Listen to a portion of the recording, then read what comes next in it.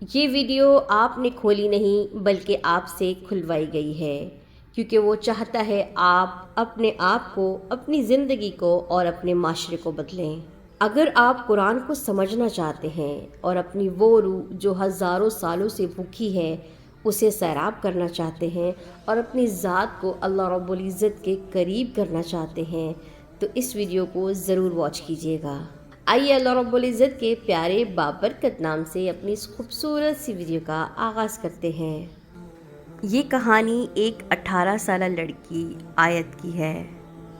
شام ڈھل رہی تھی، آسمان پر لالی بکھر چکی تھی، دن اپنے سارے رنگ سمیٹ کر رات کی چادر کو اوڑھ رہا تھا۔ پرندے اپنے اپنے گھونسلوں کو لوٹ رہے تھے۔ کہیں دور سے گاڑیوں کے ہارن کی آوازیں آ رہی تھیں، مگر آیت کے دل میں ایک ایسا خلا تھا جو ہر آواز کو نگل لیتا۔ وہ یونیورسٹی سے واپس آئی تھی، کمرے کے کونے میں بیگ پھینکا، کتابیں کھولیں، مگر آنکھیں لفظوں پر جمی ہی نہیں، ایک ایک لفظ دھندلا جاتے۔ کتنی بار اس نے آئینے کے سامنے کھڑے ہو کر خود کو مسکرانے پر مجبور کیا تھا۔ وہ خود کو مسکرانے پر مجبور کر لیتی، لیکن اس کی آنکھیں، اس کا دل بالکل خالی تھا۔ اندر ایک ایسا صحرا تھا جس کے اندر پانی کی ایک بوند نہ تھی۔ وہ شدت بھری آنکھوں سے خود کو دیکھتی، آخر کمی کہاں ہے مجھ میں؟ وہ آئینے میں اپنے آپ سے ہی اپنی آنکھوں سے سوال کرتی۔ میرے پاس دوست ہے، فیملی ہے، خواب ہے، ڈگری ہے، پھر بھی دل اتنا خالی کیوں ہے؟ راتیں اتنی بے قرار کیوں ہیں؟ اچانک وہ اپنی یادوں میں کھو گئی۔ یادوں میں اسے اپنی دوست مریم کا چہرہ نظر آیا۔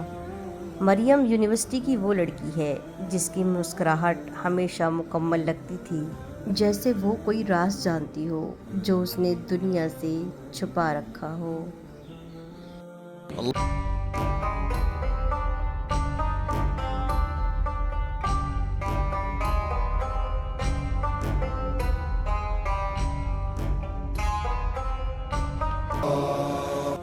مریم نے ایک دن آیت سے کہا تھا، کبھی قرآن کو سمجھ کر پڑھنے کی کوشش کی ہے؟ میں تعلیم القرآن کورس کر رہی ہوں، ایک دن میرے ساتھ چلو۔ آیت یہ بات سن کر زور سے ہنسنے لگی۔ اس کی یہ ہنسی اتنی کھوکھلی تھی، یہ اس کو بھی خبر نہ تھی۔ آیت کہنے لگی، یہ سب تم جیسے نیک لوگوں کے لیے ہے، مریم میں کہاں ان سب کے لیے بنی ہوں۔ لیکن آج وہی جملہ، وہی آواز دل میں گونج رہی تھی۔ رات کو جب وہ کروٹیں بدل رہی تھی اور نیند کوسوں دور تھی، دل بے چین تھا، تو اچانک اس نے اپنا موبائل اٹھایا، انگلیاں بے اختیار تعلیم القرآن سرچ کرنے لگیں۔ اسکرین پر لفظ قرآن ابھرا اور لمحہ بھر کو وقت تھم گیا۔ دل کے اندر ایک عجیب سی سکونت ابھر گئی تھی۔ لا الہ الا اللہ محمد رسول اللہ، لا الہ الا اللہ محمد حبیب اللہ، لا الہ الا اللہ محمد رسول اللہ۔ برسوں سے بھٹکتا ہوا دل جیسے آج منزل پر پہنچا ہو۔ آنکھیں بھیگنے لگیں، وہ تکیے میں منہ چھپا کر سسکنے لگی۔ وہ خود سے سوال کرنے لگی، کیا سکون واقعی یہی ہے؟ کیا میں بھی اسے پا سکتی ہوں؟ پھر جب صبح ہو گئی،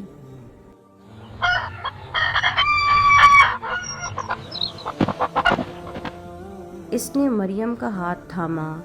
قدم بوجھل تھے مگر دل میں ایک انوکھی کشمکش تھی۔ مریم اس کا ہاتھ پکڑ کر وہاں لے گئی جو اس کی اصل منزل تھی۔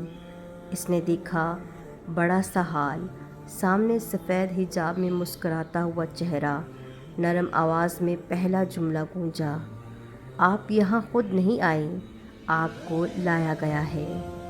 دل کی دھڑکنیں جیسے کانوں میں سنسنانے لگیں۔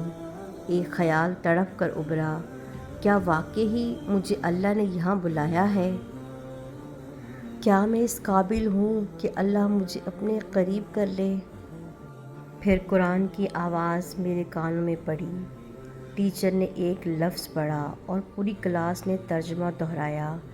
آیت نے پہلی بار قرآن کو ترجمے کے ساتھ سنا اور پہلی ہی آیت دل پر بجلی کی طرح گری۔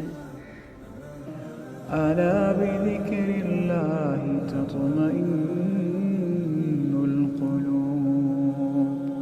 آنکھوں سے بے اختیار آنسو بہے، دل جیسے برسوں کی پیاس سے بجھ گیا، سکون کی تلاش ختم ہو چکی تھی۔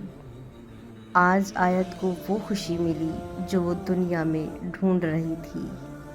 آیت کی طرح میں، آپ اور دنیا کے کئی مسلمان جو اللہ سے، قرآن سے دور ہیں اور دنیاوی چیزوں میں، ڈگریوں میں، سکسیس میں اپنی خوشی کو ڈھونڈتے ہیں، لیکن دنیا میں کہیں بھی چلے جائیں، کچھ بھی کر لیں، سکون انسان کو اللہ کے ذکر میں ملتا ہے۔